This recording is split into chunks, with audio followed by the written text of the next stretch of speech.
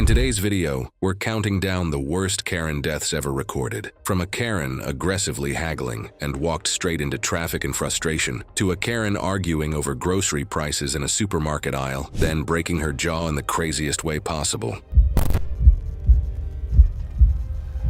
It was November 14th, 2018, inside a suburban supermarket in Surrey, England.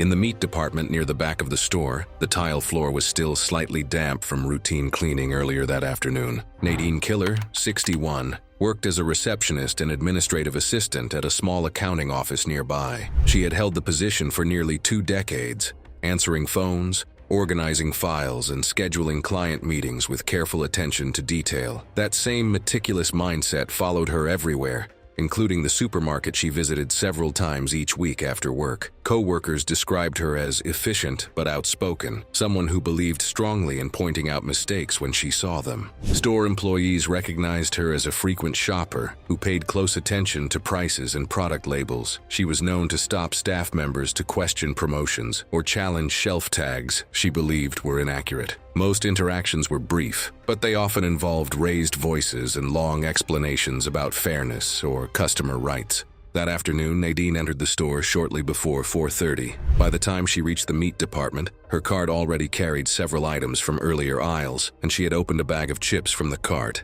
eating them as she slowly compared prices along the refrigerated displays. When she stopped in front of a row of packaged chicken breasts and leaned closer to read the label, the price immediately irritated her. A store stock clerk working nearby noticed her studying the shelf tag and approached to continue restocking trays behind the counter. Nadine turned toward him and began complaining loudly about the price difference between 2 brands displayed side by side. She pointed sharply at the labels while holding the half-opened bag of chips in her other hand. The clerk tried explaining that one package was part of a temporary promotion, but Nadine continued speaking over him, raising her voice as nearby shoppers slowed their carts to watch the exchange. As she continued arguing, Nadine stepped sideways and slightly backward to make room for another customer pushing a cart down the aisle, her attention still fixed on the shelf display and the employee standing across from her rather than the floor beneath her feet. Her shoe suddenly slid across the damp tile, and in an instant her balance gave way as the movement sent her body pitching forward toward the stainless steel edge of the meat counter. The front of her jaw slammed into the sharp steel edge of the meat counter with a crack,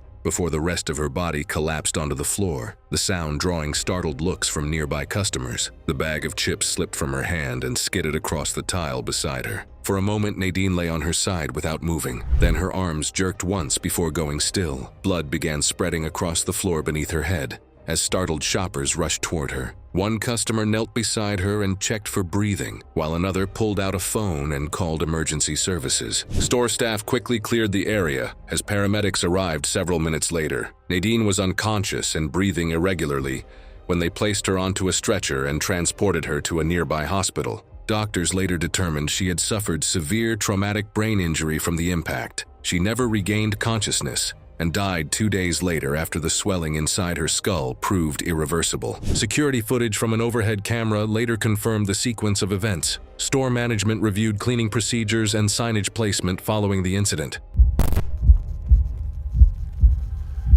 It was January 9th, 2017. The afternoon air at a municipal geothermal pool complex in Reykjavik hung thick with steam, masking a danger that would claim a life before evening. Ingrid Magnusdóttir Walsh, a 59-year-old administrative coordinator from Ohio who had relocated to Iceland nearly a decade earlier, stood arguing with pool attendants about water temperature for the 3rd time that winter. Ingrid had married an Icelandic civil engineer in 2007 and embraced local culture with characteristic stubbornness. She visited the city's geothermal pools 3 times weekly, treating them as both exercise routine and social outlet. Co-workers at her accounting firm described her as direct and opinionated, someone who didn't back down from confrontation. Her husband later mentioned she'd been complaining about cooler pool temperatures all season, viewing it as poor facility management. That afternoon, Ingrid had spent nearly an hour protesting to staff about the outdoor pools feeling insufficiently warm. 2 employees patiently confidently explained the geothermal heating system was undergoing maintenance adjustments and temperatures would normalize gradually. The maintenance basin sat 30 feet away, a deep concrete reservoir used for heat circulation during system adjustments. Bright yellow temporary folding fencing with a locked access gate and multilingual warning signs cordoned off the restricted area. The basin held raw geothermal water near boiling temperature, designed for industrial heat transfer rather than human contact. Staff had positioned the barriers clearly while technicians worked on temperature regulation equipment. Witnesses reported Ingrid walking toward the restricted basin while continuing her complaints about management incompetence. A junior pool attendant called out for her to stop. Ingrid ducked beneath the temporary fencing opening near the gate, apparently intending to demonstrate her grievance by approaching the maintenance area. She took 3 quick steps along the narrow concrete edge surrounding the basin. Her right foot slipped on the wet surface. Her lower leg plunged directly into the near-boiling water. A nearby pool attendant later described hearing a guttural scream that cut through the ambient pool noise, different from normal shouting. Ingrid grabbed desperately at the concrete edge, but her momentum carried her forward. Behind the barrier was water far hotter than anything meant for swimming. She fell partially into the basin, her torso and both legs submerging in the scalding water. The temperature caused catastrophic thermal burns within seconds. Human skin suffers third-degree burns in under 5 seconds at 155 degrees Fahrenheit. At temperatures approaching 200 degrees, tissue damage occurs almost instantaneously. A staff member rushed forward with a long rescue reach pole, hooking it under Ingrid's arms to pull her toward the edge. By the time they dragged her from the water, large areas of skin across her legs and lower torso had already blistered and separated from underlying tissue. Her clothing clung tightly to the burned areas as staff laid her on the concrete beside the basin. Staff immediately began cooling the burns with running water while shouting for emergency assistance. Staff called emergency services at 3:16 in the afternoon. An ambulance arrived about 7 minutes later, transporting Ingrid to a nearby hospital with a specialized burn care unit. Medical examination later documented third-degree burns covering approximately 47% of her body across both legs and the lower torso, with tissue destruction extending through all skin layers and into the underlying fat. She died at 2:23 the following morning from burn shock and subsequent organ failure. Pool management conducted mandatory safety reviews, but confirmed the barrier had been properly marked and positioned.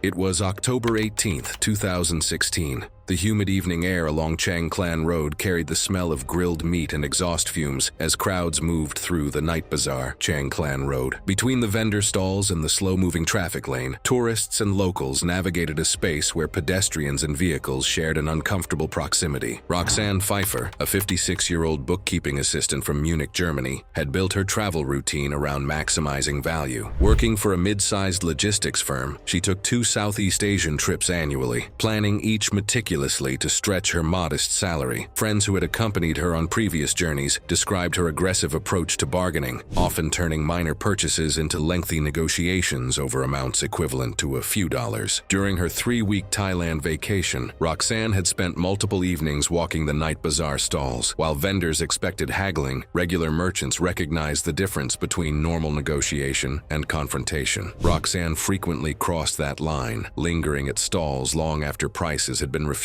challenging vendors loudly enough to draw attention from nearby shoppers. That evening at 8:35, Roxanne stopped at a narrow cart operated by a man who sold grilled skewers and fried snacks. A Norwegian backpacker sat eating noodles at a plastic table 15 feet away when Roxanne began loudly accusing the vendor of charging tourists inflated prices. When the vendor continued serving other customers, Roxanne reached over the counter and picked up a metal tray of fried items, inspecting them while repeating that the pricing was ridiculous. The vendor's adult son stepped forward from behind the cart, demanding she return the tray. The argument escalated as passers-by slowed to watch. The night bazaar stretched along Clan Road, where food vendors positioned carts at the boundary between pedestrian walkways and the traffic lane that remained open to small 3-wheeled taxi vehicles, known locally as tuk-tuks, along with motorcycles. Drivers navigated through crowds that often spilled into the roadway without warning. Still gripping the tray, Roxanne stepped snapped backward while gesturing at the sun. Witnesses stated she never glanced behind her. The traffic lane lay directly at her back, less than 3 feet from where she stood arguing. A tuk-tuk approached the stall at approximately 10 miles per hour. Roxanne stepped directly into his path. The driver hit the brake and horn simultaneously, but the vehicle was only about 12 feet away. The front bumper struck the back of Roxanne's knees with enough force to hyperextend both legs, pivoting her hips forward before her upper body snapped backward. She fell hard onto the asphalt roadway, the back of her skull striking the pavement with what Anders later described to police as a sharp cracking sound that cut through the surrounding market noise. The metal tray clattered across the road, scattering fried food across the asphalt. Roxanne lay motionless in the traffic lane. An obvious scalp laceration bled heavily, and blood began pooling beneath her head within seconds. The tuk-tuk rolled to a complete stop several feet past her body. The vendor's son called Thailand's emergency number after vendors first attempted rudimentary first aid and waved oncoming traffic away, while others signaled approaching vehicles to slow. Local police later photographed the scene, took witness statements. A municipal rescue ambulance reached the scene at 8:51, where paramedics found Roxanne unresponsive, with no detectable pulse or breathing. The initial assessment noted massive trauma to the occipital region of the skull, consistent with high-impact contact against pavement, resulting in catastrophic brain injury. She was transported to a nearby hospital, where doctors later confirmed her death. The driver was briefly detained for questioning and a vehicle inspection before being released pending further investigation. Roxanne's body was repatriated to Munich 2 weeks later.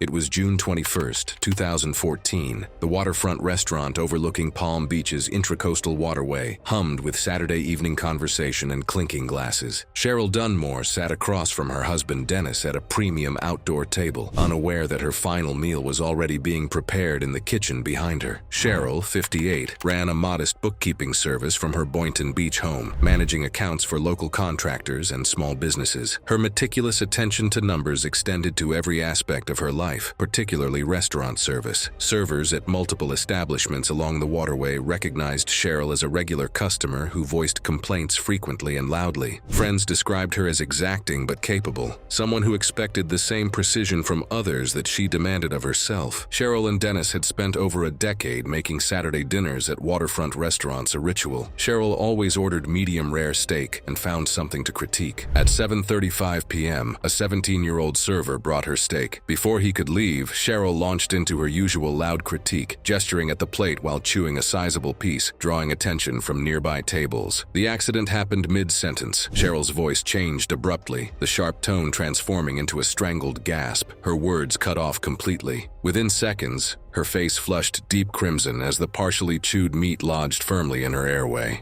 Her hands flew to her throat in the universal choking gesture. A witness seated at the adjacent table noticed her distress first, as her skin darkened from red to purple. Dennis stood quickly, moving behind his wife and wrapping his arms around her torso. He attempted the Heimlich maneuver but positioned his hands too high on her chest, well above the navel where effective abdominal thrusts must be delivered. His attempts accomplished nothing.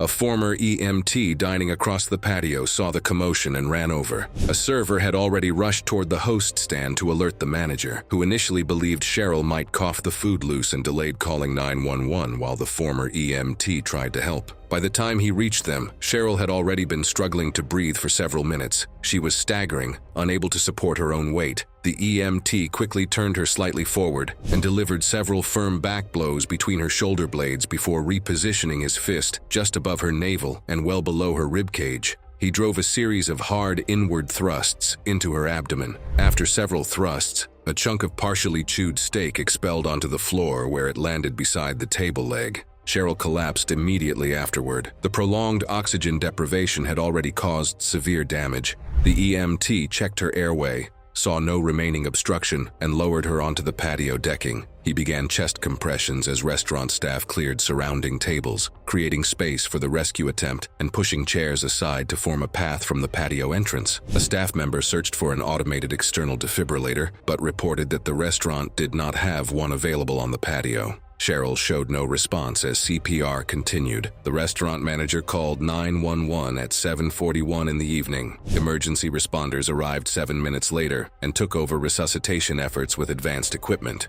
Cheryl was transported to a nearby hospital, where doctors later pronounced her dead. The medical examiner's report listed asphyxiation due to airway obstruction as cause of death, with anoxic brain injury as a contributing factor. The restaurant closed the patio briefly for cleaning and reopened the following evening. Cheryl's memorial service drew family and longtime clients who remembered her exacting standards, but struggled to reconcile them with such an ordinary, preventable death.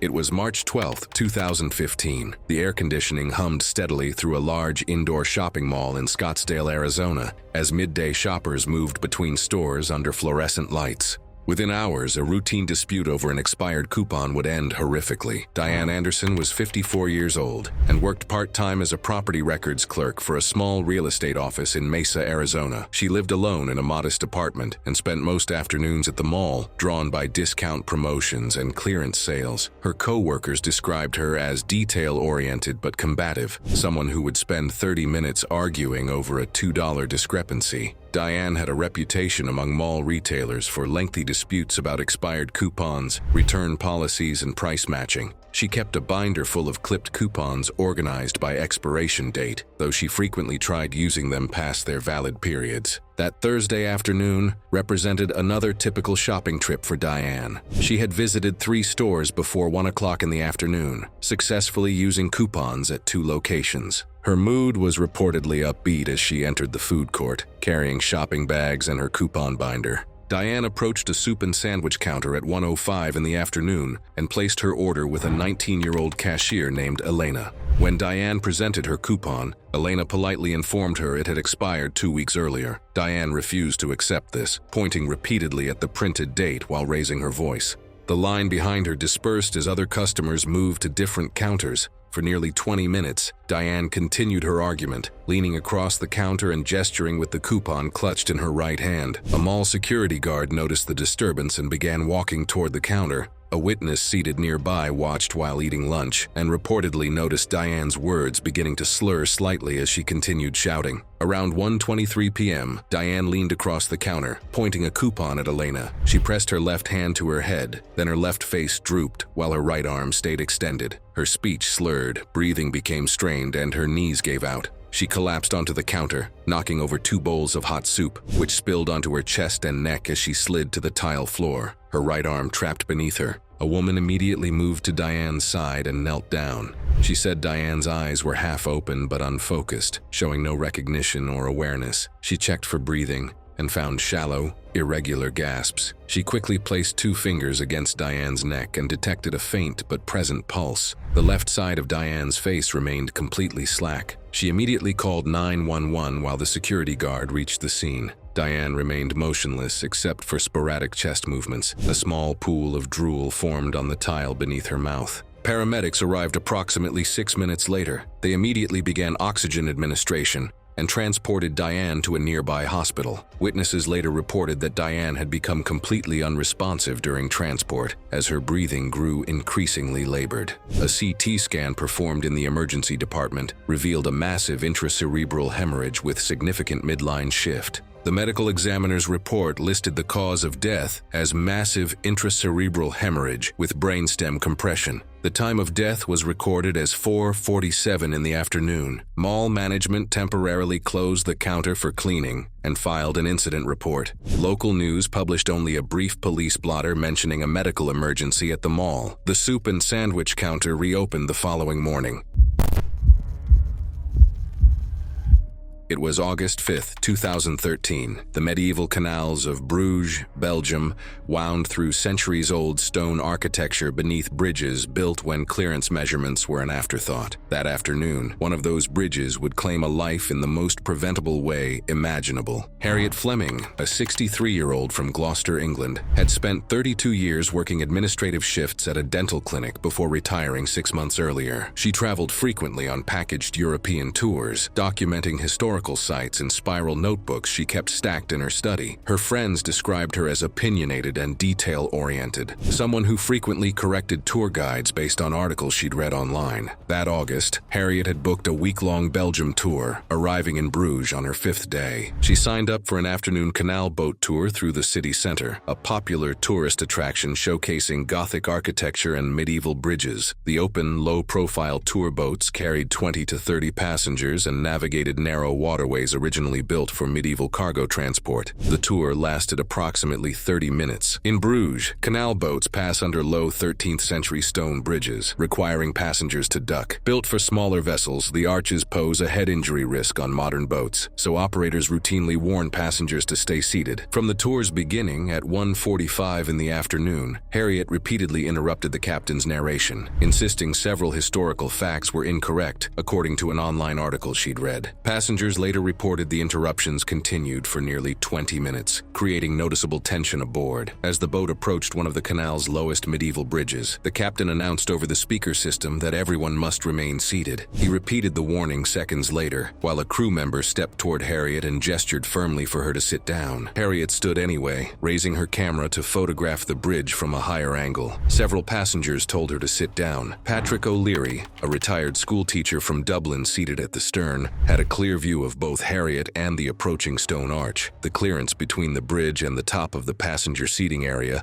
measured approximately 3 feet. Patrick watched Harriet remain upright, still adjusting her camera, as the boat drifted beneath the medieval stonework. The bridge struck the top of her skull as the boat passed beneath the stone arch. The impact produced what witnesses described as a sharp cracking sound before Harriet collapsed backward into the aisle, her camera clattering across the deck. Blood pooled rapidly beneath her head as passengers shouted for the captain to stop. Her body convulsed briefly before going still, eyes fixed and unresponsive. The captain radioed Canal authorities at 2:08 in the afternoon and steered toward the nearest dock roughly 200 yards away. Emergency medical responders reached the dock in approximately 8 minutes, finding Harriet with no pulse or respiration. The medical examiner later determined she had suffered catastrophic brain trauma, along with a fatal cervical spine injury, with death likely occurring within seconds of the impact. The Canal Tour Company reviewed its safety briefing procedures following the incident, though no regulatory changes were mandated. Aside from a brief mention in a regional Belgian newspaper, Harriet's death drew minimal attention. The bridge where she died remains a regular stop on canal tours, with boats passing beneath its medieval arch dozens of times daily, carrying passengers who are repeatedly warned to stay seated. Thanks for watching. If you liked these stories, click here.